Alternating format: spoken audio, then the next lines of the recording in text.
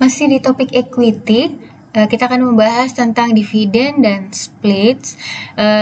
Jadi dividen itu merupakan bagian laba yang nantinya akan diterima oleh shareholder ya.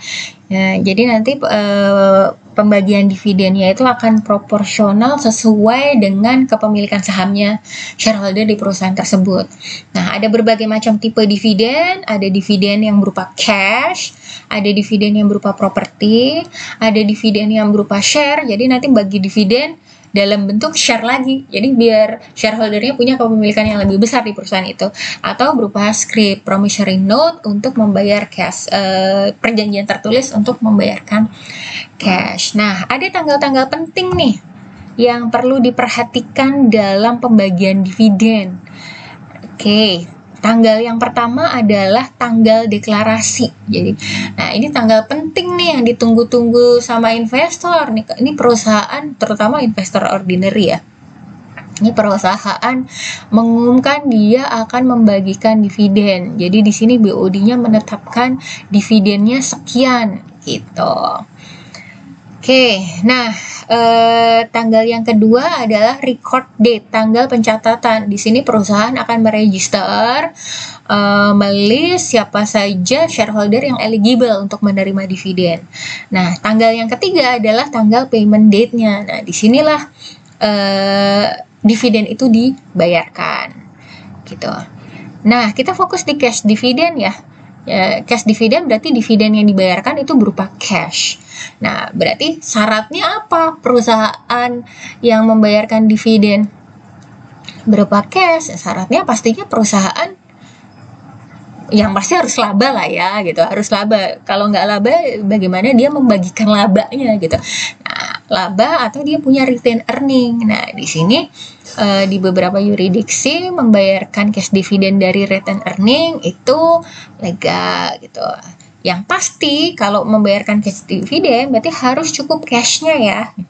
Kalau nggak punya cash walaupun profit nih, tapi cashnya nggak ada gitu, ya nggak bisa bayar dividen juga, nggak bisa bayar dividen berupa cash maksudnya gitu. Dan syarat yang ketiga harus mendeklar gitu, mendeklar bahwa akan membayarkan dividen sebesar sekian.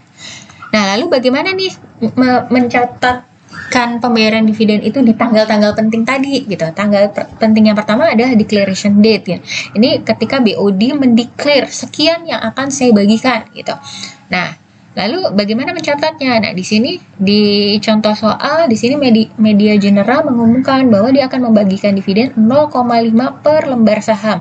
Kalau saham yang outstanding 100.000 berarti dividennya berapa? 0,5 kali 100.000 berarti nanti dividennya adalah 50.000 nih untuk investor. Nah, karena ini baru declare itu kan belum membayar ya, baru berjanji. Kalau udah janji berarti jatuhlah utang. Janji adalah hutang. Maka di sini utang dividen bertambah. Utang dividen bertambah di kredit dan dividennya berupa cash.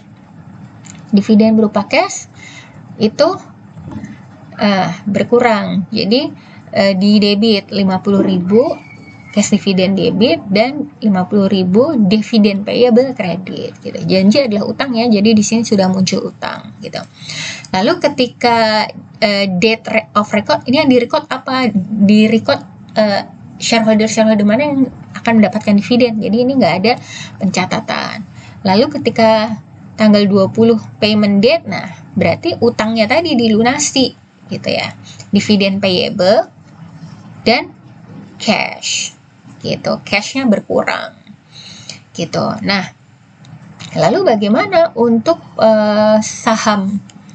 pemilik saham preferen? Nah, ini enaknya nih pemilik saham preferen. Kalau pemilik saham preferen, dividennya nih kalau misalnya tahun ini nggak dapat, itu bisa diakumulasikan di tahun berikutnya gitu. Itu yang membedakan pemilik saham ordinary dengan pemilik saham preferen ya. Nah, ini contohnya nih, contoh kumulatif dividen nih. Misalnya ya, misalnya Scientific Leasing punya 50.000 share dan di state, saham preferennya 50.000 share, kemudian 7%, 100 par value bla bla bla. Oke. Each of share pay. Oke, berarti di sini dividennya adalah 7 euro. Dari mana ini? Dia state. Jadi 7% dari nilai parnya. 7% dari nilai parnya berarti adalah 7 euro per lembar saham. Gitu. Kalau saham yang beredar 50.000, berarti nanti annual dividennya adalah 35.000 ini. Nah, ini si pemilik saham preferen akan mendapatkan annual dividen sebesar 35.000. Nah, jika dividen are 2 years in arrears itu kayak ditangguhkan gitu ya. Preferential holder are entitled to receive the following dividend in the current year. Jadi dividen yang kemarin ditangguhkan 2 tahun yang lalu kemarin ditangguhkan, dia dapat 70.000. Nah, tahun yang ini akhirnya bayar dividen, berarti total dividen yang akan diterima si pemilik saham preferen adalah 105 gitu. Jadi 2 tahun kemarin dia nggak dapat, nah diakumulasi di tahun sekarang ketika perusahaan membagikan dividen. Gitu ya, itu yang membedakan pemilik saham preferen dan pemilik saham ordinary. Jadi kalau keuntungannya pemilik saham preferen itu dia pasti akan mendapatkan saham gitu. Walaupun tahun ini nggak dibagi, kemungkinan akan dibagi tahun depannya. Oke, nah terakhir nih tentang stock split atau share split gitu ya. Nah, apa sih itu share split? Share split tuh saham yang dipecah, bahasa gampangnya apa ya? Saham yang dipecah. Jadi misalnya nih kemarin perusahaan punya satu lembar saham misalnya harganya kemarin 20.000. Nah, ini dipecah jadi 4. Nah, 4 ini totalnya tetap 20.000, tapi ketika di split dia jadi lebih murah, jadi 5.000, 5.000, 5.000, 5.000. Nah, ini namanya stock split. Jadi secara percentage dia tetap sama, secara total nih harganya sama, tapi per lembar sahamnya yang jadi kecil-kecil tadi ini jadi lebih murah. Gitu. Ini namanya stock split. Secara jumlah saham dia meningkat, secara jumlah lembar saham dia meningkat, tapi percentage kepemilikan di perusahaan tersebut tetap sama, gitu ya.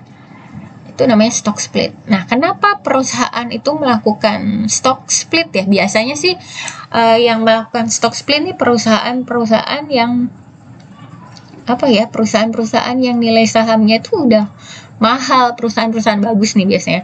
Perusahaan-perusahaan yang nilai sahamnya itu udah mahal gitu. Nah, biar harga per lembar sahamnya itu terjangkau oleh investor yang lebih luas, nah biasanya ini dibuat stock split gitu. Oke, nah selebihnya kalian bisa baca sendiri ya, ini tentang stock split. Kita ke topik berikutnya. Terima kasih.